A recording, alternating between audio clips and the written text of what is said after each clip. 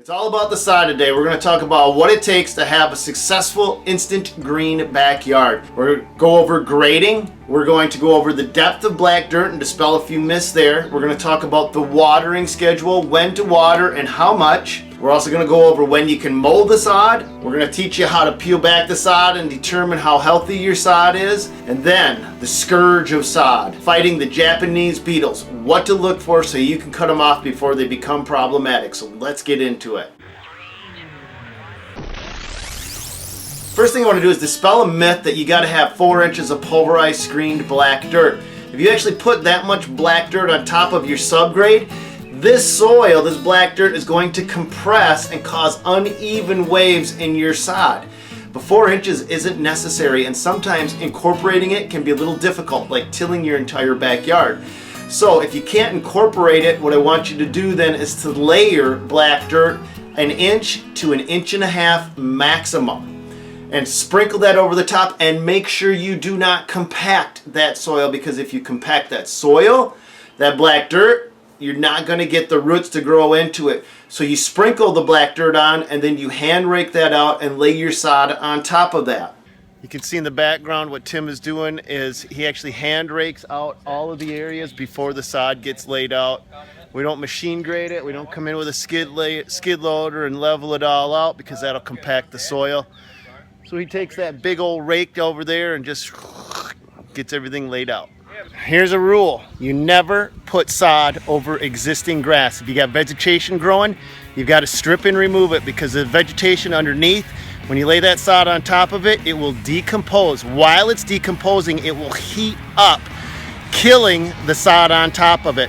So you have to strip the vegetation underneath and lay that sod, whether it's on black dirt or whether it's just on sub base. It's better off than laying it on top of existing grass. Do not do that. To create a clean line like you see in this shot, he's using an Echo bed edger, believe it or not. They don't tell you to use this tool for this, but it works phenomenal to create that line of separation. Works better than even a skid loader can do on its own. A skid loader can't create a nice straight cut. That's why we pulled out the Echo bed edger and created all the cuts so that we had a definitive line from the turf that stays to the turf that goes. The next thing is the watering schedule. This is a critical element to the success of your sod. Do not over soak the sod. Simply peel back your sod, look underneath, and you just want the soil beneath the sod to be moist. You don't want it to be mud. Moist is good, mud is bad. If you peel back that sod, and it's okay to grab a corner of the sod and literally peel it up, that won't hurt it.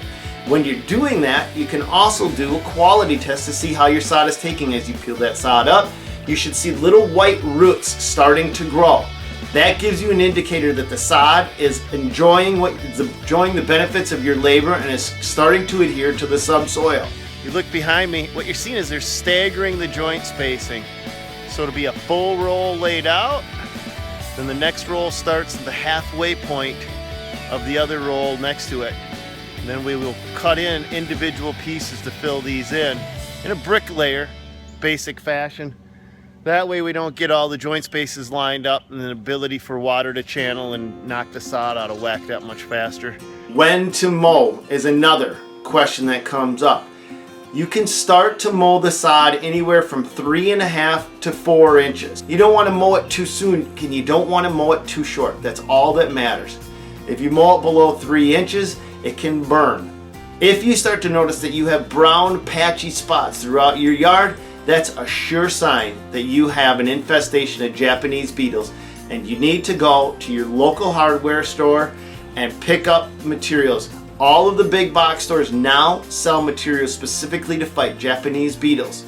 At the first indication, which is those brown spotches that you just make no sense why they're showing up, you have a Japanese beetle problem. You need to cut it off at the pass. Just simply follow the directions on the package and you should be in good shape. Let's go out to a site and look at the pattern. We want to use a brick pattern, and there's specifically some suggestions of what to do on steep slopes. So let's go there and check it out. Alright, so the way we're going to be laying this sod is we're going to be rolling it sideways on this portion of the hill. And then as we get to the steeper portion of the hill, we're actually going to be stapling it. Now, If you lay it sideways and you get a torrential rain, you can expect the sod to bend in the middle. You may see that occasionally. That's where the staples come in. If you run it down the hill, what can happen is you can get channels that form between the sod, and you'll never see those until it's too late. So it's two different ways to skin a cat, so to speak. It's the lesser of two evils. We prefer to take the steep hills sideways, but to really thoroughly staple them. That way when the water rushes down the hill, the sod helps slow it. And if there is any bending, you can go out and repair it, versus laying the sod with the hill straight up and down, where the channels create. You can never see them because they go between the joint spacing in the sod, and it just disappears until it becomes an issue the first time you go to mow. Follow these simple rules and you should be able to go from dirt and dust to a nice green lawn in one afternoon. And make sure that you water immediately the day of the installation. God bless. Go get them. Let me know your experiences with sod and any tips or tricks down below in the comments. I'd love to hear better ways to improve upon the process.